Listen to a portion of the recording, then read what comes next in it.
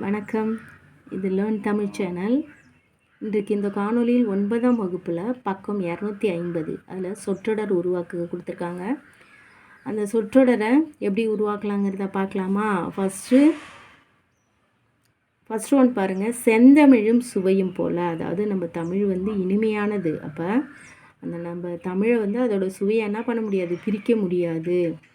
நானும் என் தோழியும் செந்தமிழும் சுவையும் போல பழகினோம் அப்படிங்கிறத அந்த சொற்றொடரை அமைச்சிருக்கோம் பாருங்கள்.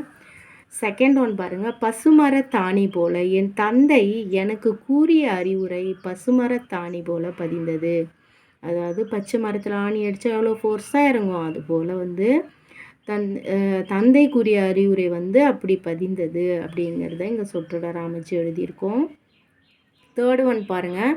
உள்ளங்கை நெல்லிக்கனி போல எவ்வளவு நெருங்கி பழகினாலும் உள்ளங்கை நெல்லிக்கனி போல பிரிய நேரிடும். அதாவது நம்ம உள்ளங்கையில் நெல்லிக்கனியை ரொம்ப நேரம் வச்சுருக்க முடியாது இல்லையா, அது உருண்டு ஓடும். அதுபோல் எவ்வளோதான் நெருங்கி பழகினாலும் பிரிய நேரிடும் அப்படிங்கிறது தான் பொருள். ஃபோர்த்து ஒன் பாருங்கள். அத்தி பூத்தார் போல என் அத்தை வீட்டிற்கு வந்தது அத்தி பூத்தார் போல இருந்தது. அதாவது அத்திப்பூ 50 வருடங்களுக்கு ஒரு முறை தான் பூக்குமா. அதாவது ஒரு மனிதன் வாழ்கிறதே 60 வயசு இல்லைனா 70 வயசு இப்படி தான் இருக்குது. அப்போது ஒரு மனிதன் அந்த பூவை ஒரு முறை தான் அவன் வாழ்கிறதுக்குள்ளே பார்க்கலாம். அப்போ அதனால தான் சொல்கிறாங்க என் அத்தை வீட்டிற்கு வந்தது அத்தி பூத்தார் போல இருந்தது. அடுத்தது ஃபிஃப்த் ஒன் பாருங்கள். மழைமுகம் காணா பயிர் போல. அதாவது பயிர் மழை பெய்யலைன்னா அந்த பயிர் எப்படி இருக்கும், வாடி போயிடும் இல்லையா.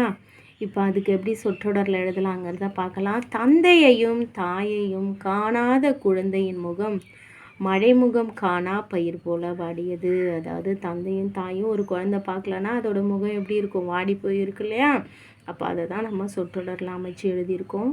நீங்களும் இந்த மாதிரி சொற்றொடர் அமைச்சு எழுதி உங்கள் சொற்களஞ்சியத்தை பெருக்கிக்கோங்க. இந்த காணொலி உங்களுக்கு பயனுள்ளதாக இருந்துச்சுன்னா லைக் பண்ணுங்கள், ஷேர் பண்ணுங்கள். தேங்க்ஸ் ஃபார் வாட்சிங்.